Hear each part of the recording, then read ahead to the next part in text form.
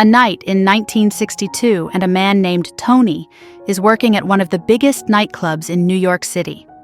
Tony works as a waiter and security guard. While on guard duty, Tony saw the head of a famous gangster in New York City enter and leave his favorite hat in the luggage storage because the conditions for entering the club cannot wear a hat. He even threatened to burn down the club if he lost his hat. From a distance, Tony, who heard the threat, got an evil idea. When the gangster leader wanted to go home and ask for his hat again, he got angry when the guard told him that it was gone. In a fit of rage, the gangster leader threatened to burn down the club if the club still hadn't found his hat by tomorrow. Hearing the threat, the club owner was forced to close the club temporarily until the matter was resolved.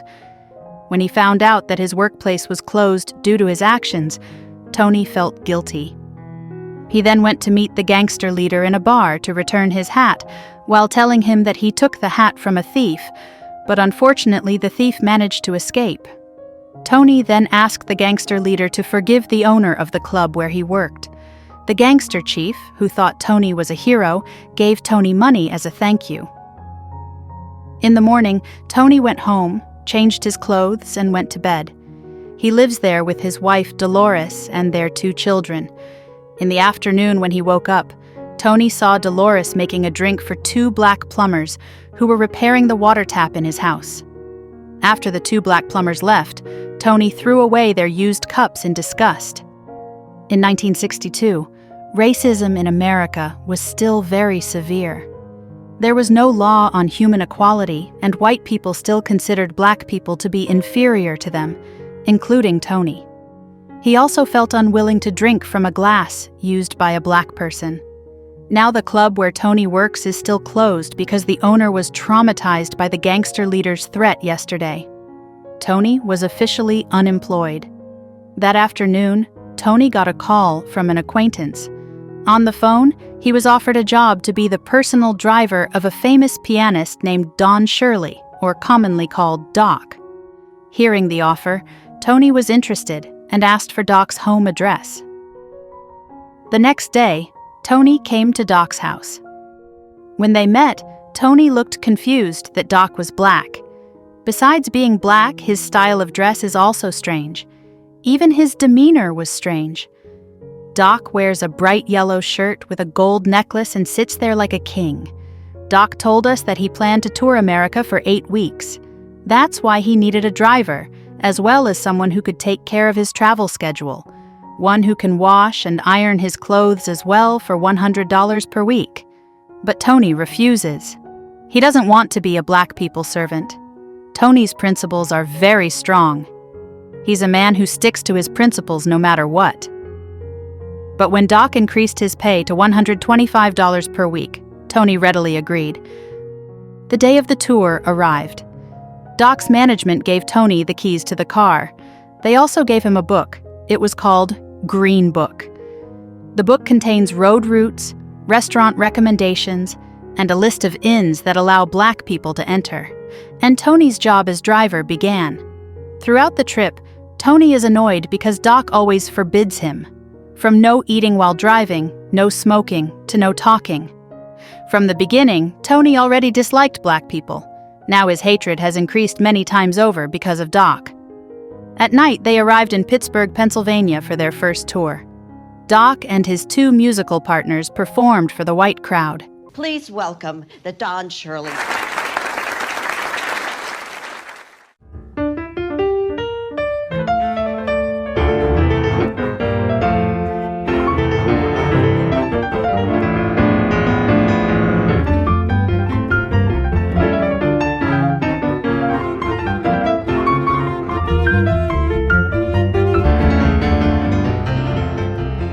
Seeing Doc's prowess on the piano, Tony was amazed.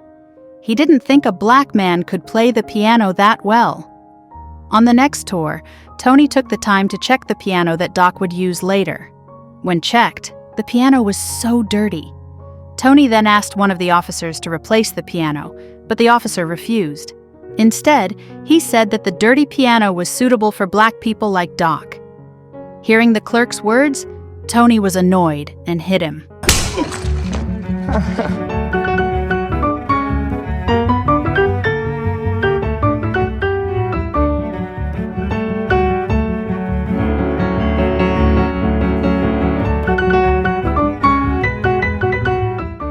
After the show, they both went to the next town. As usual, Tony is amazed to see Doc's piano playing. In the midst of his admiration, Tony began to think, why does Doc want to perform for the white people when they always look down on him? The next day, on the next tour, Doc was welcomed by the white audience differently from the previous tour. After performing one song, Doc asked for a break. When he wanted to go to the bathroom, the organizers forbade him to use the restroom and told Doc to use the black restroom. Doc felt insulted. He then invited Tony to go back to the inn for a while just to pee. When he returned to the event, Tony was confused as to why Doc could still smile and greet the white people without looking hurt. One of the musical accompanists then informs him that this is not the first time Doc has been humiliated.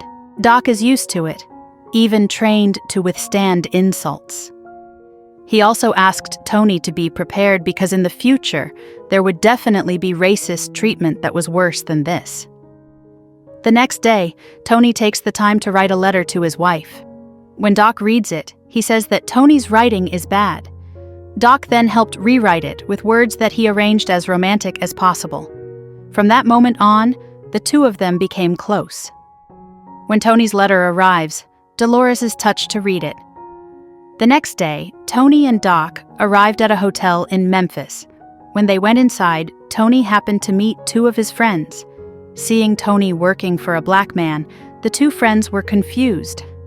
They thought Tony was short of money. One of his friends then offered Tony a job, but Tony politely declined the offer. At night, Tony got a call from his friend. On the phone, Tony is invited to meet at the bar. When he left the room, Doc was also outside. Thinking that Tony was planning to accept the job from his friend, Doc doubled Tony's salary as long as Tony remained his assistant. Tony then tries to calm Doc down. He assures him that Tony will only work with Doc until the tour is over, and promised not to accept job offers from other places, even though he was offered high pay. The reason why he wanted to meet his two friends was just for a drink. Hearing Tony's words, Doc was relieved. After returning from the bar, Tony invites Doc to chat in the hotel lobby.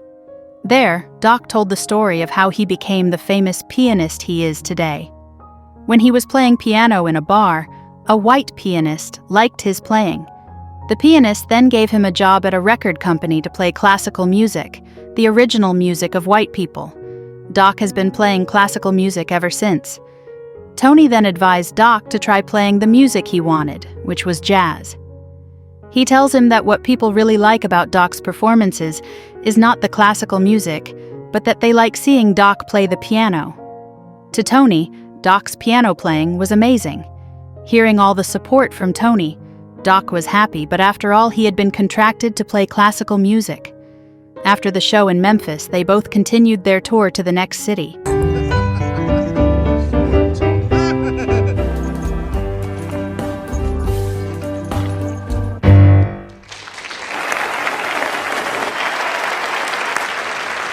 On the way, Tony's car was stopped by two policemen.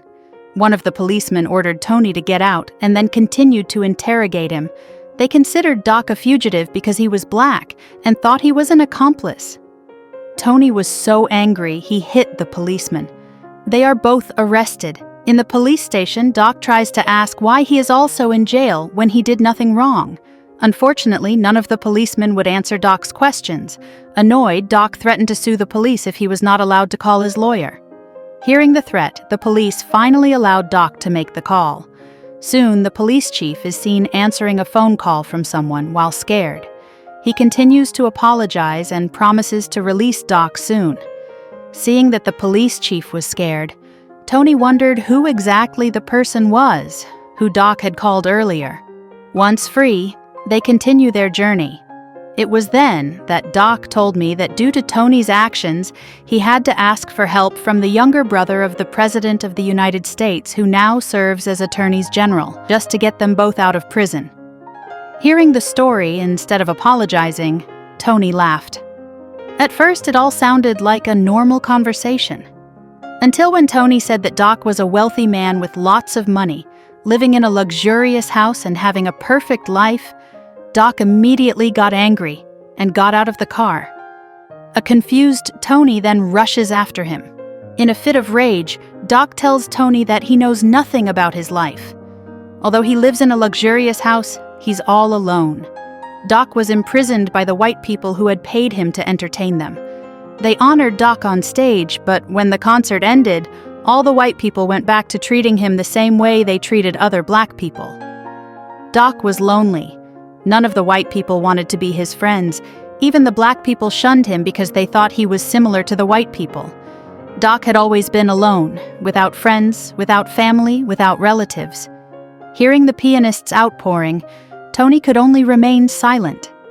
He had always envied how a lowly black man like Doc could have so much money when all he did was play the piano. Meanwhile, Tony had to work hard to support his family. From Doc's story, Tony realizes that no matter how high a position or how much money black people have, their lives are still much harder than his. After expressing his emotion, Doc returned to the car. The two of them then continued their journey. The next day, they arrive at the final destination of the tour, a restaurant in the city of Birmingham. There again, Doc gets racist treatment. The restaurant manager gives him a waiting room in a warehouse near the kitchen, while Doc's two musical accompanists are provided with a luxurious private waiting room. Seeing this treatment, Tony could only take a deep breath. In the restaurant, while Tony was eating dinner, two of Doc's musical accompanists came to sit with Tony. One of the musicians then told him that Doc already had a lot of money without having to go on this American tour. The reason why he made this tour was to open the hearts of all people that black people deserve to be recognized and treated equally. Soon after, Doc followed into the restaurant. When he wanted to join them, he was kicked out. The waiter explains that black people are not allowed in here. Tony then tries to negotiate with the restaurant manager to let Doc eat inside for the night, but the manager still won't allow it. As an apology, the manager would set up a table in the back garden for Doc to eat there. Doc refused, threatening to cancel his concert at the restaurant if he wasn't allowed to eat inside with other white people. Hearing Doc's threat, the manager then invited Tony to talk to him one-on-one. He tried to bribe Tony to persuade Doc to eat outside. To him, allowing one black person to eat inside the restaurant is like allowing a monkey to eat a banana on a gold platter. Just as Tony is about to punch the manager, Doc arrives and tells him to stop. Doc said he would take Tony's advice this time. If Tony wants to see him perform, then Doc is willing to eat outside. But if Tony doesn't want to, then Doc will cancel his last concert tour. Hearing that, Tony was so sad. He finally realized how difficult a life Doc had been living. After considering everything, Tony decided to leave and cancel their last concert tour. On the way home, Doc took Tony to eat at a black bar.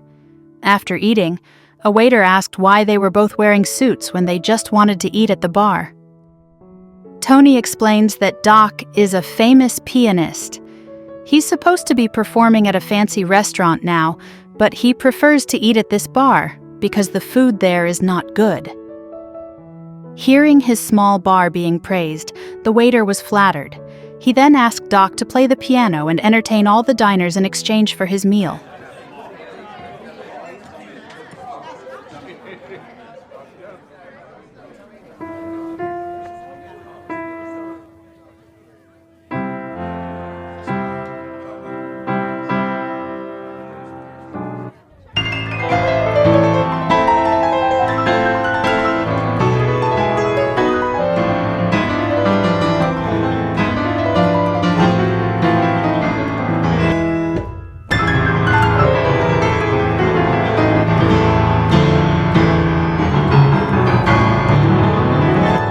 Everyone seemed to really like Doc's performance.